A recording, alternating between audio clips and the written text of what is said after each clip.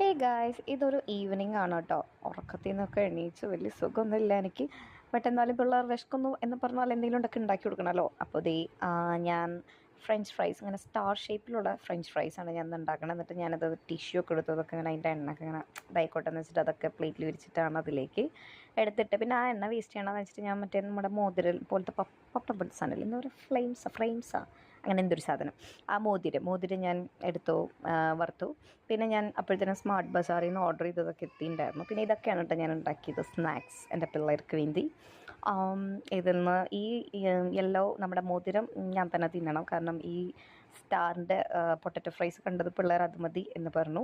അപ്പോൾ അവർക്ക് കുറച്ച് ഇത് ചീസും കെച്ചപ്പുമാണ് കേട്ടോ, അതിങ്ങനെ മിക്സ് ചെയ്ത് ഞാൻ കൊടുത്തു. ഇത് എന്ത് കോമ്പിനേഷനാണെന്ന് ചോദിച്ചാൽ എനിക്കറിയില്ല.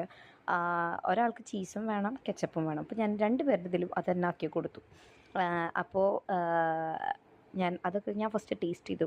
ഇറ്റ്സ് ഗുഡ് ഗൈസ്, ഞാൻ കണ്ടുപിടിച്ചതാണെങ്കിലും അടിപൊളിയായിട്ടുണ്ട്. അങ്ങനെ ഞാനൊരു സ്റ്റാറിൻ്റെ പൊട്ടറ്റോ ഫ്രൈസൊക്കെ കഴിച്ച്, പിന്നെ ഞാൻ അവർക്ക് വേണ്ടാന്ന് വെച്ച സാധനം ഞാൻ തന്നെ എടുത്ത് തിന്നു. ഞാൻ വറുത്തതാണല്ലോ, പിന്നെ ആര് കഴിക്കുന്നോ. പിന്നെ കുറച്ച് കഴിയുമ്പോഴേക്കും ഇതിങ്ങനെ തണുത്തും പോകും. അപ്പോൾ ഞാൻ ആ ഫ്രഷ്നെസ്സോട് കൂടി ഇങ്ങനെ കരുമുറ തിന്നുകൊണ്ടേയിരുന്നു. അതൊക്കെ കഴിഞ്ഞ് അടുക്കളയിൽ പണിയൊക്കെ കഴിഞ്ഞ് ഞങ്ങൾ റൂമിൽ പോയപ്പോൾ ഞാൻ അതിൽ നിന്ന് ഓർഡർ ചെയ്തതാണ് ഇങ്ങനൊരു സാധനം, ചോക്കിൻ്റെ ആ ഒരു ബേക്കിംഗ് ഒക്കെ പോലെ എന്തോ റോൾസ് അങ്ങനെ എന്തോ പറഞ്ഞിട്ടൊരു സാധനം. ഇതിൽ മറ്റേ വാഫിളല്ല, ഇതെന്താ പറയുക, ഇങ്ങനെ സ്റ്റിക്കായിട്ട് വരുന്ന സംഭവമില്ലേ, ഇതിൻ്റെ ഉള്ളിൽ മൊത്തം ചോക്ലേറ്റ് ഫില്ല് ചെയ്തിട്ടുണ്ട്. അങ്ങനെയായിരുന്നു. അപ്പം ഞാനും പിള്ളേരും ഭയങ്കര ക്യൂരിയസ് ആയി അത് ഓപ്പൺ ചെയ്തു. എന്നിട്ട് ഞങ്ങളിത് മൂന്നാളും ഇതിങ്ങനെ എടുത്ത് കഴിച്ചു ഗൈസ്. നല്ല അടിപൊളിയായിരുന്നു. അതിൻ്റെ ഉള്ളിൽ അത്യാവശ്യം നല്ല രീതിക്ക് തന്നെ ചോക്ലേറ്റ് ഫില്ല് ചെയ്തിട്ടുണ്ടായിരുന്നു.